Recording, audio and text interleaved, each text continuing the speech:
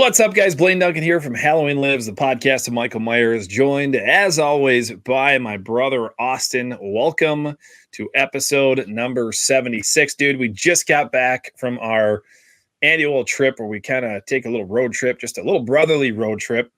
And we just got back a couple days ago. We had Live 75 last week. How freaking sweet was that? Dude, it is. Honestly, like, I look forward to it so much. This was our longest live. We spent the most time talking to people. By the end of it, you and I like crashed. It was a party. Thank you to everybody that joined and stayed. You know, if you were one of the people that stayed on for the full 3 hours just to chat with us, like, big shout outs to you guys. It was so much fun. And honestly, I love doing that and already looking forward to the next one. It was so much fun. I mean, we saw old faces, new faces. We had Sandy Johnson. Special thanks to Sandy for coming on the show. Judith Myers, she came on the show. So cool. So nice of her. If you guys have not had an opportunity to check out Live 75, you need to go do that because it was a lot of fun. And like I said, you know, we talked about this on the live show last week. It's fun to see the same people that we've really have been with us almost like a ride or die situation since the beginning, which has been really cool. And then we see new faces. There's a bunch of people in the chat this time around. It was a lot of fun. And yeah, I can't wait till our next live show. I'm going to go out on a limb and say it's going to be Live 100 or somewhere about that point. We're probably going to do something special for the live show for the episode number 100. We haven't gotten there yet, but we're not that far away, 24 away, because this is episode number 76 of Halloween Lives, the podcast of Michael Myers. And on this week's episode, this is one that I personally have wanted to do for a very long time. This is an episode that I think is long overdue, and I think we'll probably do this in comparison to other horror characters. But today we are going to be comparing Michael Myers versus Jason Voorhees. And let's just talk a little bit about the Friday the 13th series, because it's no question my second favorite horror franchise. I love it. As a matter of fact, yesterday I had myself a day and watched a couple flicks, one of them being Halloween Lives. I was going to say Halloween Lives. Jason Lives. Jesus, I almost said it again. I'm so used to saying Halloween. Friday the 13th, part 6, Jason Lives. Watch that. And I got to say, I know I've said on the show before that part 4, the final Friday is my favorite. Dude, part 6, I think, squeaks out just a little bit for me because it's everything that I want in an 80s horror movie. It's campy, it's cheesy, it's fun, great music, awesome kill scenes, pretty decent storyline. I love it so much. I think there's a huge difference between 4 and 6. 4 is very serious. It is scary. I think it's probably the scariest of the entire franchise. And 6 is just fun. So talk to me through. I know, dude, you used to be like obsessed with Friday the 13th. Yeah. So I'll throw it back. Jason was kind of my go-to growing up before Michael. I mean, always had love for Halloween and the series as a whole, but really connected with Jason as a kid. I thought it was honestly, I love the hockey mask. Had my own little business making hockey masks when I was like 12 years old, selling them to people and doing all that thing. And like, shout out to anybody who knows what Fright stuff is. That's basically where I lived as a kid. I mean, Jason has always been, at this point, easy number 2. There's no question that I think Michael and Jason kind of stand at their own. And then we've got guys like Freddy and Ghostface kind of at a big tier below for me. That these two are my favorite. I think there's just something to be said about these two that, nobody can really compare. I love the Nightmare on Elm Street films. I love the Scream films. Love Texas Chainsaw Massacre. But there's nothing quite like these two. So, yeah, no, I would say for me, part 4 and part 6 are easily the 2 best movies. I think I got to agree with you. When it comes to just like a guilty pleasure, love horror movie for me, I'm turning on Friday part 6. It is kind of the most like iconic they ever make Jason. I mean, there's just some sweet shots of him in that movie. I love how Jason was played throughout the film. And it's a little campy. It's a little silly at times. But it was a nice little correction after part 5, which I do love, but it wasn't. It was kind of the Halloween ends of Friday films. Right. But yeah, I don't have any problem with part 5. Like, I get it. People don't like that Jason's technically not in it. Totally understand. But I think I think 5 is like the 80 is like to the max in that film is Friday 5. And obviously like the first, whatever, 6 or 7 were made in the 80s. Actually 8, I think 8. I don't remember when. 8 is very 80s as well. Yeah, I was trying to think. That must have come out in like 89. That it was close, getting damn close to the 90s. Because I think part 7, if I'm not mistaken, came out in like 87. So Jason Takes Manhattan. What year did that come out? 89? 1989. Okay, 1989. There we go with my useless horror knowledge that my brain could be filled with taxes, as we've talked about, but it's not filled with taxes and how to do math and how to spell things. It's useless horror knowledge. But anyway, we're talking useless horror knowledge on this episode. So let's get right into it. We're going to be comparing Jason and Freddy. We're going to Michael and Jason. Jesus, Michael and Jason. I'm sorry, guys. I'm struggling here. Can you make that a little bit bigger for us, just for anybody who might be watching on a I could try. Like a phone. Hold on. There we go. Slightly bigger. Oh, but you know what I can do? I could do a little bit of this. That's what I was thinking. That's what I was thinking right there. That's perfect. So we're going to be comparing Michael and Jason, because this is Halloween Lives, the podcast of Michael Myers. We're going to be comparing Michael and Jason in this, and we're going to break this down into different categories: strength, smarts, brutality, durability, weapon, fear factor, kill creativity, and motivation. So how do you want to do this? Are we going to both put a check mark next to where we think we should be? Or do we have to agree on this? I think we got to agree on this. And, if we disagree, the person with the better, we'll have a little debate, and the person who has the better point wins. Okay. All right. Well, so let's start off with strength, man. Talk me through this one. Here's the thing. And, it's difficult with Jason, especially because we do have Jason who's got, for the first 4 movies, really, he doesn't have any sort of powers, but post Friday 6, in Friday 6, 7, 8, 9, especially Jesus, and 10, he's definitely got some regeneration powers.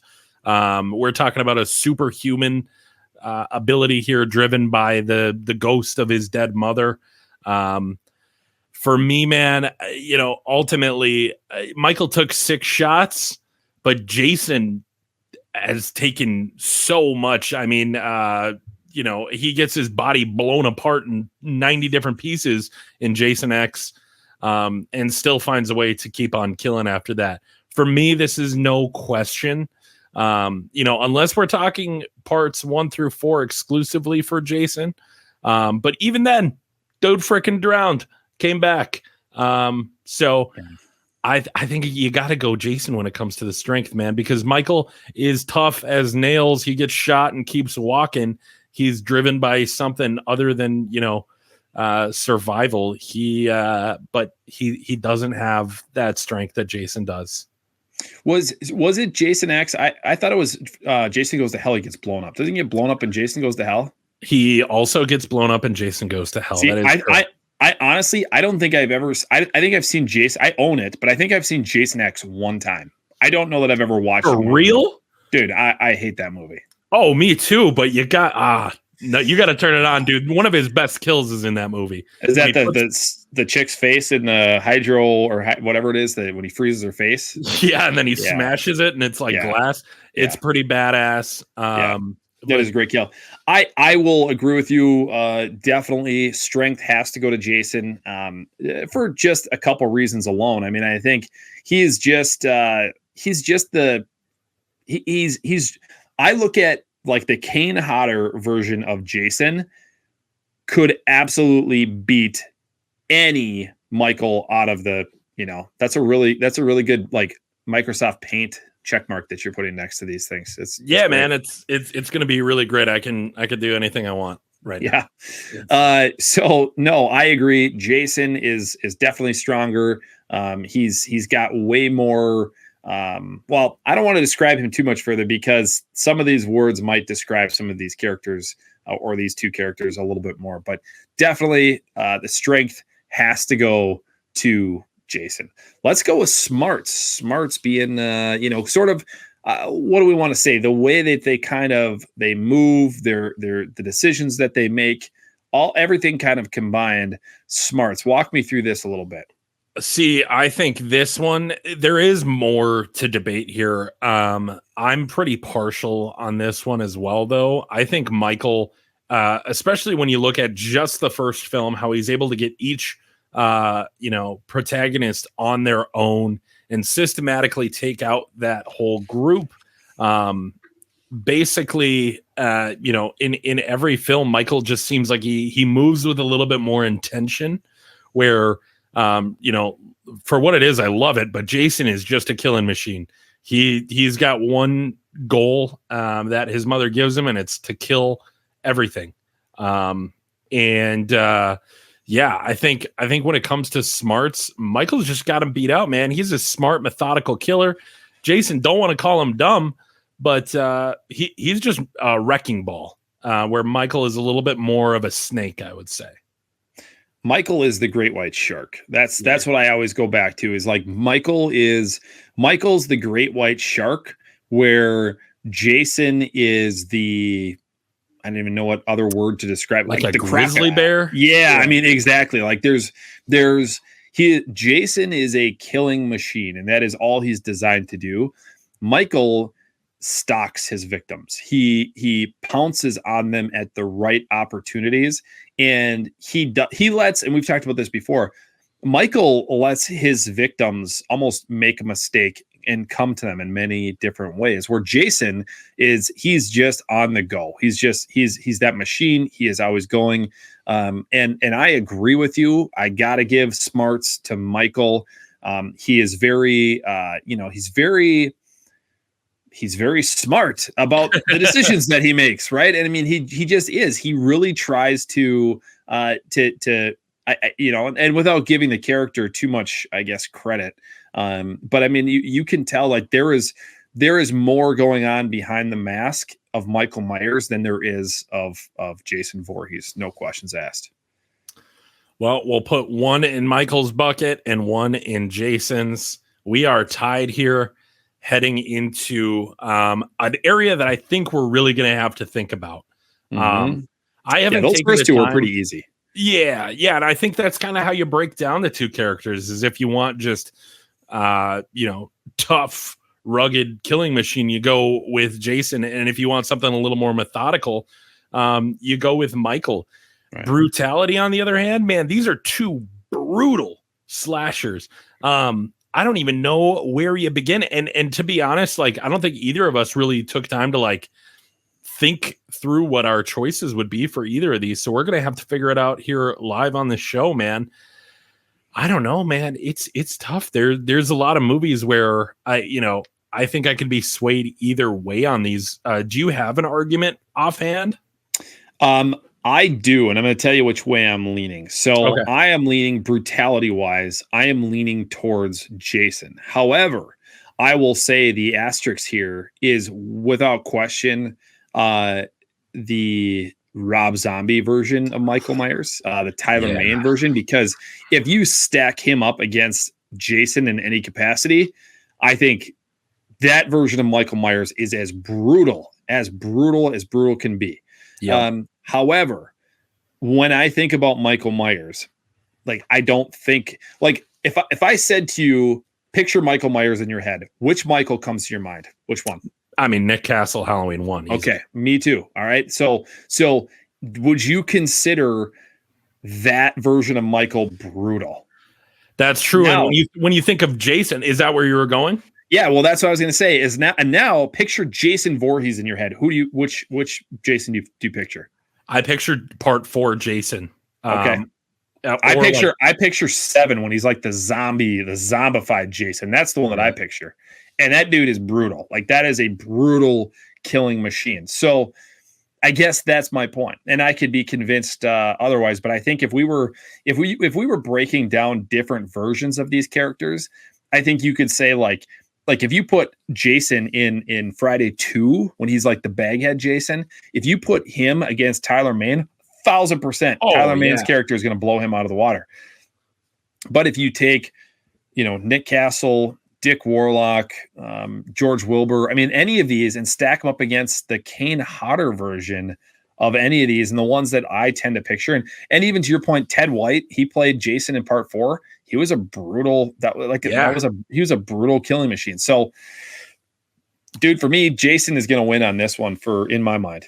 I think I agree. I think, Michael obviously has a few different movies where like brutality is absolutely the key word. I think of Halloween Kills, and I think of obviously the 2 Rob Zombie movies.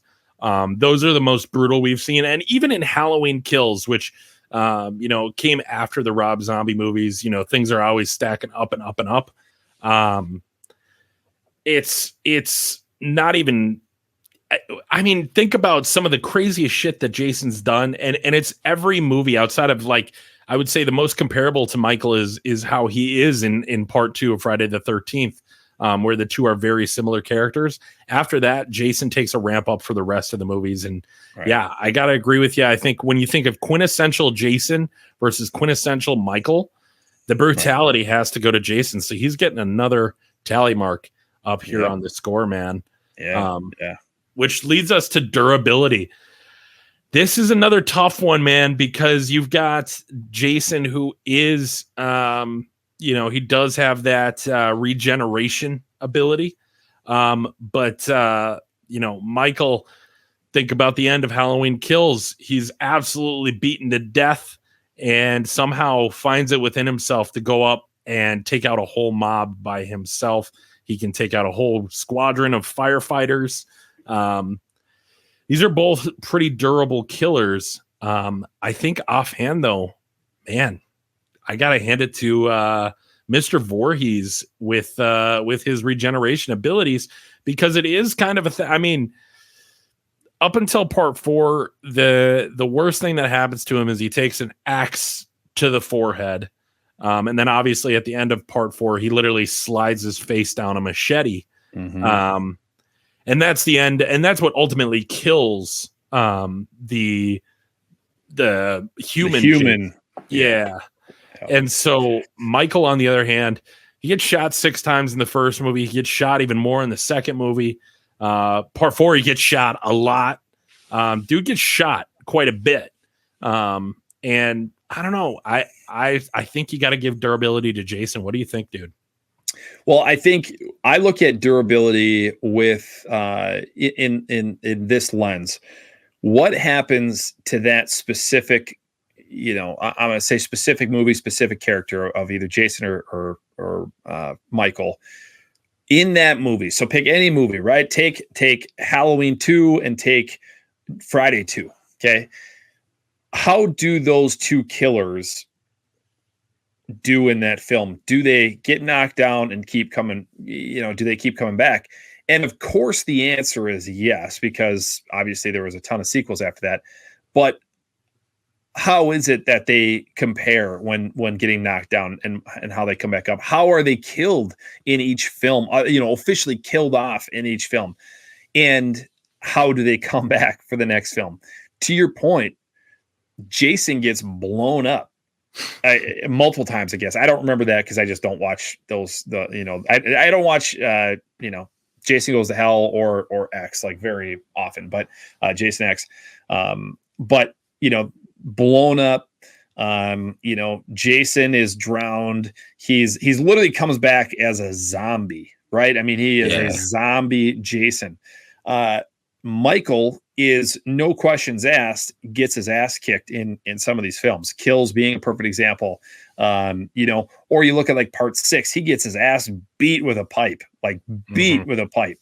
And any of these, right? I mean, technically in H2O, he gets his head cut off, even though we know that that's not really what happened. But you get all this stuff that happens. But I think very, very, very difficult to argue against the durability piece going to Jason Voorhees because that dude he just keeps coming back. I mean, literally, you can't kill him. He's already dead. So, and that's sort of the problem that I guess I had, even though I love zombie Jason more than I love the other. Like, I love that look. I thought that, like I said, when I think about Jason Voorhees, I think about, the New Blood Jason. Like, I just think of like that, where the mask is like half the mask is missing down, on the one side, and he's just zombied up and he's dripping wet. His like freaking spine is showing through his, like, I loved that look of that Jason. How do you kill that? You can't. And I think that's what they kind of ran into after a while. It's like, well, how do you actually kill something that's already dead? So, I think you got to go durability. You got to give it up to Jason. I agree, dude. And you brought up a really good point. Like the ways Jason dies especially after part 4, part 6, he gets a boat motor to the face and is chained underwater and like drowned, kind of condemned underwater. Part 6, he gets taken out by a superhero. No, that's part 7. Six is the propeller to the face. 7 is yes. 6 is propeller to the face. Part 7, he gets taken out by a superhero. Right. Part 8, he gets like chemical like ooze on him and like disintegrates. Right. Turns into a Muppet. Part 9, he gets blown to hell and then like comes back as like a chef and all sorts of shit. Part 10, I think he like dies like as a meteor going into Earth. I honestly, God, I couldn't tell you how he dies in X. I saw it when it came out. I bought the DVD when it came out, and I've not watched it since. I thought it was so stupid. It's not a great movie. Yeah, I think he like burns up in the atmosphere, flying back to Earth. But he does like get blown to hell by this like super futuristic gun, and that's what meshes him together after when he becomes like the mecha Jason or whatever. But I gotta say, first and foremost, not first and foremost, but I hated the way.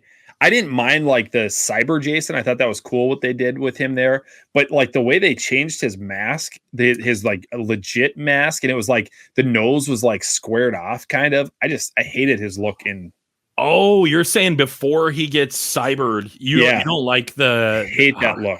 No, dude, it's one of my favorite. Really? Looks. Oh, one of my favorite looks of Jason. It's like a disgrace. It's like if they remade a Friday film and we're like, oh hey, let's change it up a little bit. I hated it, bro. Hated it. Oh no, man. I love that one, but truly the remake that they did, I think the Friday the 13th remake is one of the best remakes as far as that kind of remake era of horror in the early 2010s or late 2000s. Hated that movie too. Really? You don't like the Friday the 13th remake? I don't like the 46-year-olds playing 19-year-olds. No, I fucking hate that. Yeah, I mean that part's ridiculous. Totally. Legit, the kid who's supposed to be a senior in high school had like gray in his beard. It's like, what the fuck is going on here? No, I think it's stupendous. I think the idea, I like the idea, like that they're like out trying to like go find weed in this weed farm and all this shit. I thought that was really cool. And I didn't mind like the Jason living in the underground bunker kind of thing or whatever it was. Thought that was kind of cool too. But I think for me, it all comes down to like the casting. I hated the cast. It was like Dawson's Creek I hated it. But I understand your opinion. It was a little bit like a what's the channel? Is it the WB or the CW? It was a bit CW with the cast. Right. I'll agree with you there. Right. But yeah, durability. Jason Voorhees. I think that goes without a doubt. Now, when it comes to the weapon, we're dealing now. Obviously, in this picture, he is not holding the machete. He gets later in the film, but we're talking about the weapon itself, who's more effective with their tool. I think Michael obviously with the oversized butcher knife, Jason with the machete. It's interesting, this one, because obviously Jason's got an advantage as far as distance. He can swipe you from a distance, but Michael's damn good with that knife, man. I think he relies on the knife a little bit more than where Jason can, a lot of the big Jason kills that you think of aren't necessarily with the machete. I think the most iconic machete kill is in part 6, where he gets the triple decapitation out in the paintball arena, where Michael's got so many great kills with knives, like obviously the Bob kill, Halloween Kills, when he's literally taking out a full kitchen drawer of knives and stabbing them all in that guy. This one's a toss-up for me. Again, I'm going to have to defer to you for some sort of argument if you've got one. Well, here's the thing is, I think, I don't know that you can necessarily just compare the knife to the machete. I think you got to look beyond that. I think, okay. And this kind of goes maybe a little bit hand in hand with kill creativity, but I think there's a piece of like the weapons that they do choose, right? And when you break down the weapons that they've used, I personally think I lean into Michael a little bit more, being a little bit better with choosing the weapons. Now, I could be thinking of or not thinking of more, but Jason really sticks to the machete. Like, I'm talking in the first few films, Jason really sticks with the machete. He uses like the spear gun a couple times in part 3. Yep. I'm trying to think of other kills, and it's been a long time since I've watched a lot of the Friday films. I don't watch them that often, but I think, and I don't want to lean too much into kill creativity here, because I think there is a difference. But I think Michael, his weapons that he chooses tend to be better, and I would lean towards Michael just simply because he's a little bit more dialed in with the weapons, and he uses a few more weapons maybe that Jason doesn't. Although Jason beats somebody to death in a sleeping bag, against a tree, which is pretty cool. But that's more like kill creativity kind of thing. So for me, I'm going to lean into Michael on that one. We're going to throw him a bone because he's starting to get his ass kicked a little bit here. I you know what, and you've convinced me too. I think like one thing that was really cool about the beginning of the Friday the 13th series is he used a lot of like camp equipment, or like kind of like farming equipment. And then it does kind of lean itself as the machete became more synonymous with Jason as a character. I think then he does kind of revert back to that. That being said, he takes a V electric guitar and smashes that. I think is it a dude or a lady that he smashes? I think it's a lady. I think it's a chick. Yeah. With like in the disco area of that boat, he does take the B guitar. That being said, I think of like Michael with the scythe. I think of Michael with the fluorescent light bulb and Halloween Kills. Right. When it comes to just like, oh shit, that would be a pretty solid weapon. Halloween 2 by Rob Zombie. He takes a broken shard of glass to decapitate that dude. Right. He in part 2, like in Halloween 2, the original part 2, he uses like the needle. He drains the one nurse's blood. Like he just, and again, I think kill creativity and weapons are very close. They go closely hand in hand. But for weapons specifically, I like Michael's weapons way better. Yeah. I think that's totally fair, but I would say that this is a very close battle here. But we'll hand it to Michael. For sure. Fear factor, dude. I think this one is as much of a easy decision for me as like brutality or strength is with Jason, man. I think without a doubt, Michael is the boogeyman. I think he is beyond echelons, tiers above Jason as far as fear factor, true fear. It's like Michael operates and almost in a Pennywise way feeds off of fear, and it's part of his character. Where Jason, yes, obviously there's scenes of him like in part 6 where he's just standing outside of that broken down car, where he's definitely trying to intimidate. But I think Jason is kind of more an intimidator. Michael is a guy that will instill fear in every one of his victims, and he prefers that and does whatever he can to make his entrance or his his kill as scary as possible for the victim.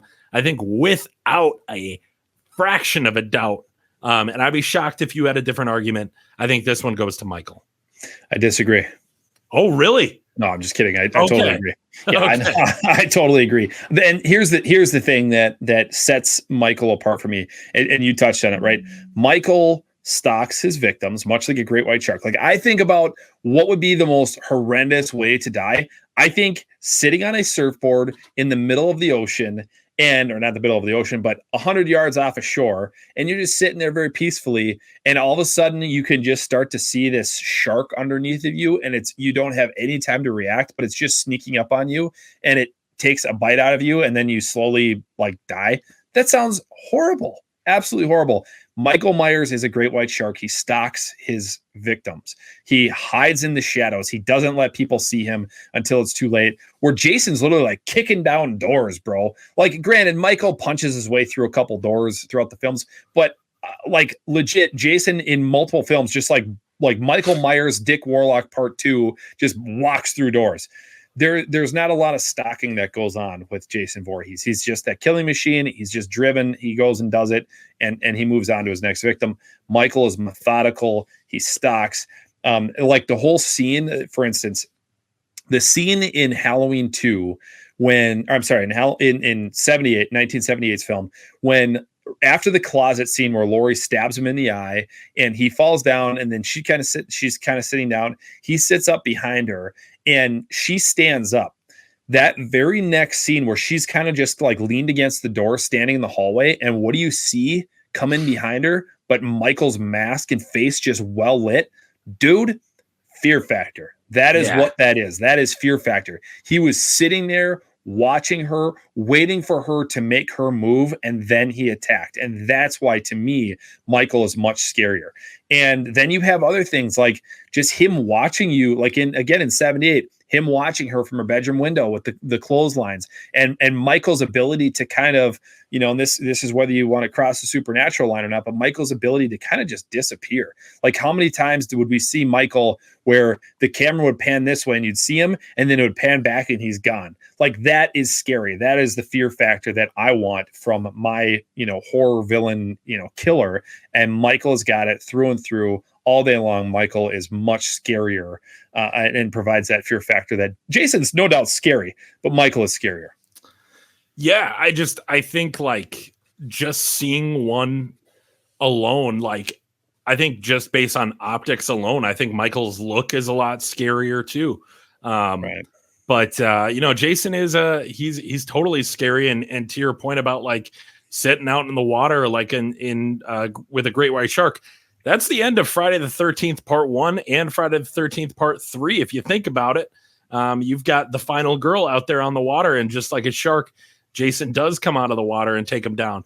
But even with that being said, I think without a doubt, you got to go Michael for the fear factor. He is just that's part of the character for Michael, where it's less of a part of the character for Jason. So without question, this one's going to get interesting because these two are some artists. They've definitely made some works of art with their kills.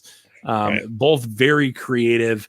Blaine, what do you think when it comes to kill creativity with Michael and Jason? This one, in my mind, and I may have said this earlier, I can't remember, but this one in my mind is probably going to be the toughest, because I could probably be convinced one way or the other just by somebody saying, yeah, but do you remember when?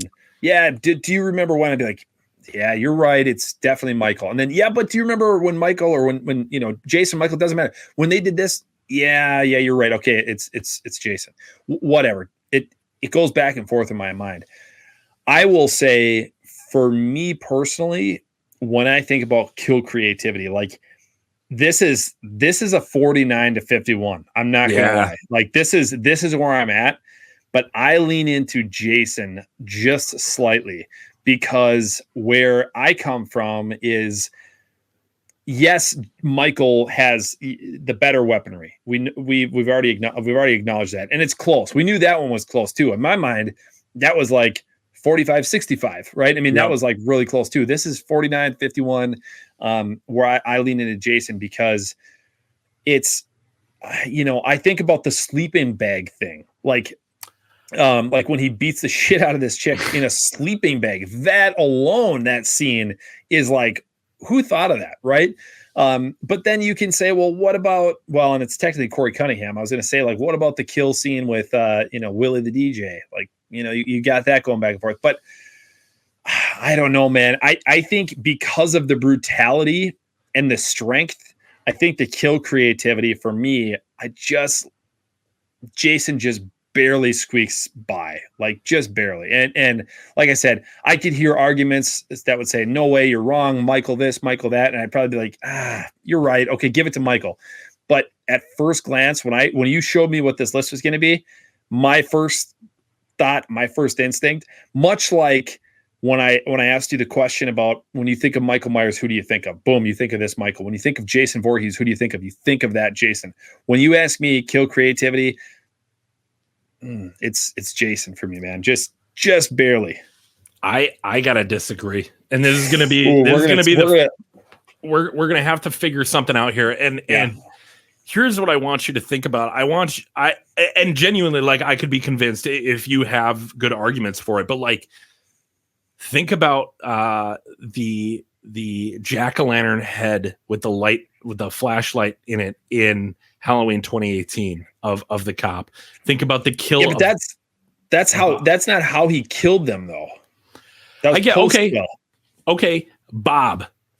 Mm-hmm. Bob's death. I think one of the most iconic kills in horror movie history. Oh my God. I'm trying to think. Damn. Yeah. Just kidding. No, dude. This is what I mean, though. This is exactly what I mean. Like, I think it could be very close either way. So it really truly is, like, it's a coin toss. It really is. Well, here's what I say we do for the buildup of the episode and for making this as grand as possible. I think we give Mr. Michael a point right here. And I think we give Mr. Jason a point right here. And we call this one a tie. Oh. And we let it all fall on Mr. Motivation right here. All right.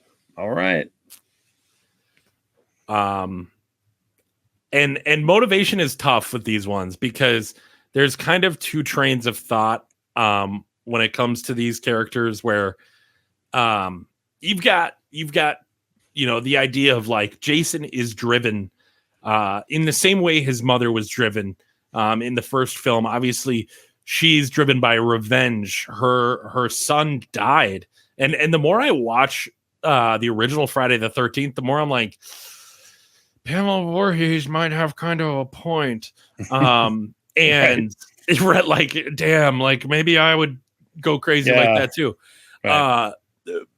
And then he obviously lives through that by, the grace of the devil or whatever, and sees then his mother that was doing everything she could to avenge his death, get her head chopped off by, the people his mother was demonizing.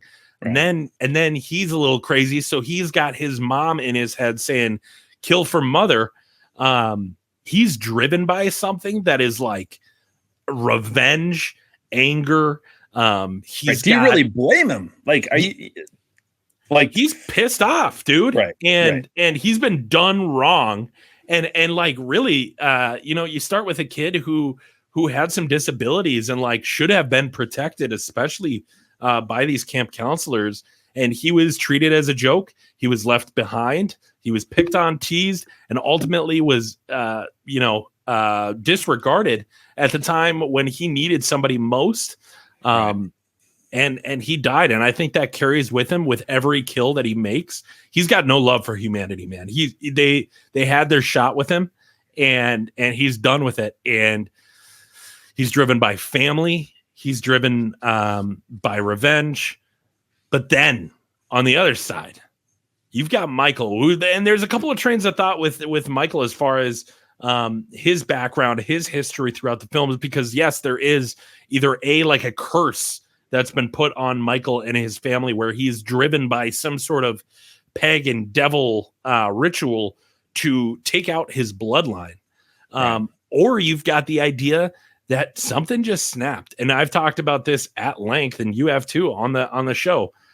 He's just a dude who snapped one day and we don't know why. And that's a motivation of its own. And it's scary that no motivation can be motivation. Where do you think these two stack up, dude?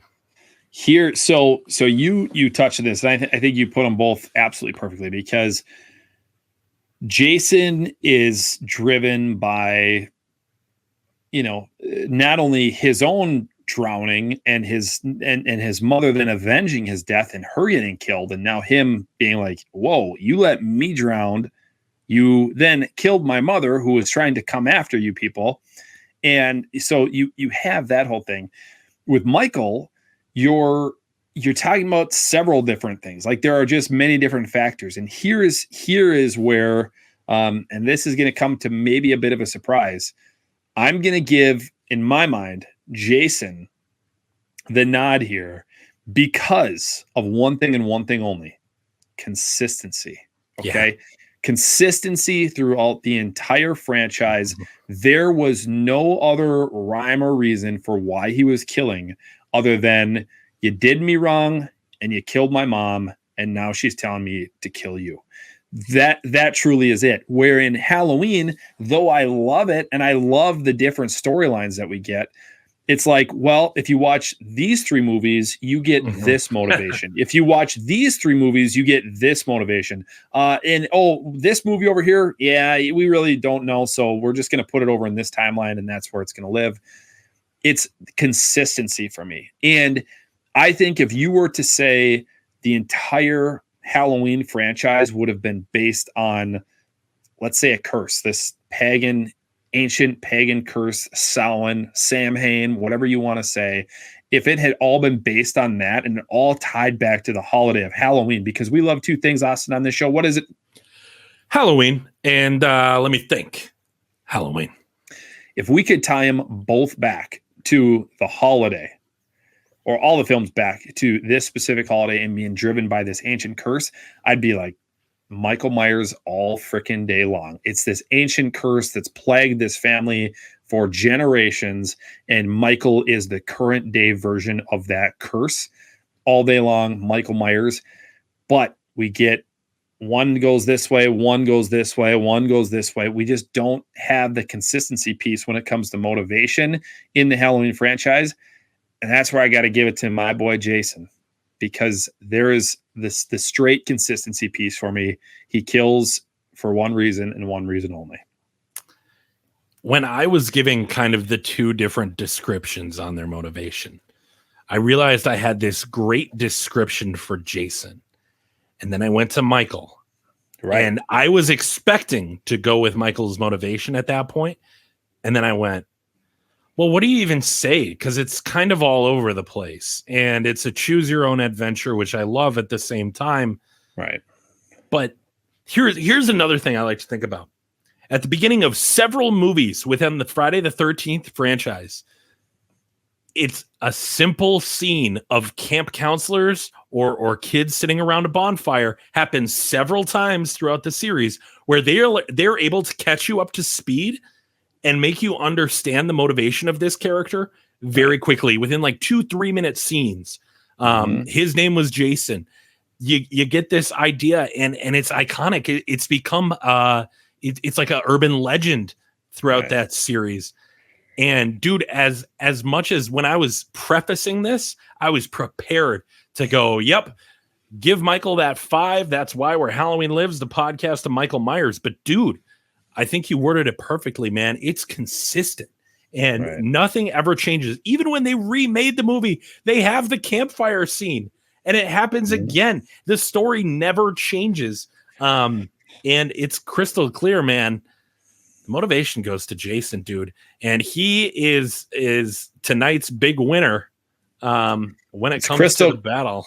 It's crystal clear at Crystal Lake. Wow. There you go, man.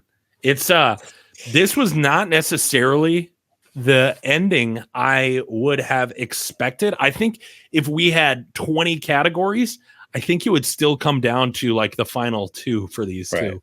And ultimately there's probably categories we could have had on here that might have swayed things one way or another. And please let us know in the comments why anything we would have missed in this.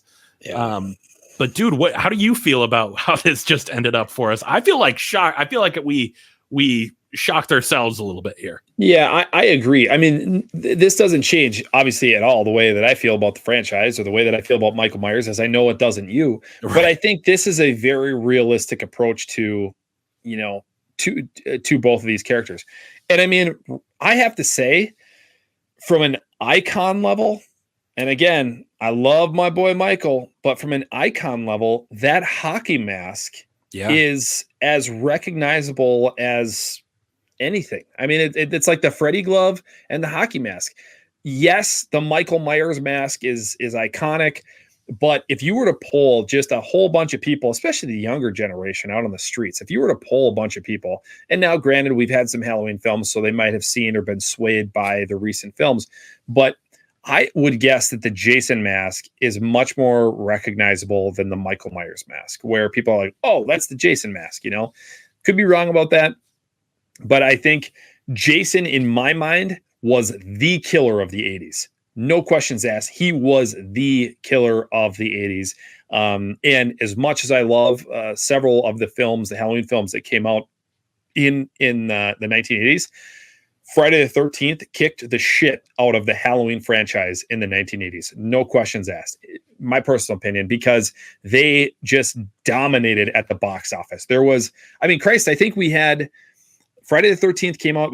Could you Google this for me real quick? I'm pretty sure Friday the 13th came out in 80. I think part 2 came out in 82, part 3 in 83, part 4 in 84. And then I think we had part 6 in 86. Part 5, I don't know. They came out bang, bang, bang, bang, bang. When did they come out? I know Friday the 13th came out in 1980, but then I think part 2 came out in 82. I'm pulling it up on good old IMDb, where your boy Blaine Duncan has a page, by the way. Just want to shout that out. Can you believe that? Friggin' nuts. Dude, this is crazy. Friday the 13th, 1980. Part 2, 81. Part 3, 82. Part 4, 84. Part 5, 85. Part 6, 86. Part 7, 88. Part 8, 89. Dude, they were dominated bitches out yearly. Friday the 13th dominated the 80s. No questions asked. They got in the game in 1980. They said, we want to make a film that can rival the Halloween franchise. And probably with no idea that it was going to be as successful as it was. But they said, we want to make a slasher film, because we're seeing all these slasher films come out. We want to make one that rivals Halloween. They dominated the 80s. No questions asked. But here's what I want to say too. And we're not comparing Halloween, the franchise, with Friday the 13th, the franchise, because I do think there's an issue there between quantity and quality. I think as films, and we've talked about this on the show before, I think as films, the Halloween films take themselves a lot more seriously. And there's definitely some goofy stuff, especially in the sequels, the Thorn trilogy. We get a little goofy, especially Halloween Resurrection is the goofiest. But I would say that there's just a general higher level of quality with these films where it's treated more as Friday the 13th might be a little bit more B film ish. Which is why I was really excited for A24 to potentially take over on Friday the 13th. But I think the Halloween franchise is viewed as a little bit more classic, like a Frankenstein, a Dracula, where directors with creative artistic visions want to have their own take on the character. Jason, you kind of go into it. You could turn your brain off a little bit. Not that you can't with Halloween, but I think to a higher degree you can. I think the Halloween franchise would probably beat out the Friday the 13th franchise. But dude, Jason's a hell of a slasher. And I think we figured that out today. I'm definitely shocked by the way it went out. I think at the beginning I was like, oh, this is going to go Jason's way. Then kind of halfway through, I was like, oh, we're going to end up going with our boy. But we ultimately went with Jason, dude. We did. What do you guys think? Are we completely full of it? Are we wrong? Do we not know what we're talking about? Love to hear from fans who love Friday the 13th just as much as they love Halloween. And we do too. I mean, Halloween is no doubt, it tops the list for us, but Friday the 13th, man, you and I, when I was in high school and you were just a young little lad, we were freaking all over Friday the 13th. I mean, that was like summertime horror movie watching was Friday the 13th, which it's always fun to do, go back and watch those films in the summer. But yeah, guys, let us know what you think of our breakdown. Do you think Jason Voorhees tops out Michael just ever so slightly? Let us know what you think. Are you surprised? Are you shocked? Can you believe it? This is Halloween Lives, the podcast of Jason Voorhees, for this episode at least. That's going to do it for episode 76. We'll be back next week with episode 77. My name is Blaine Duncan. That is my brother, Austin. We'll see you guys next week.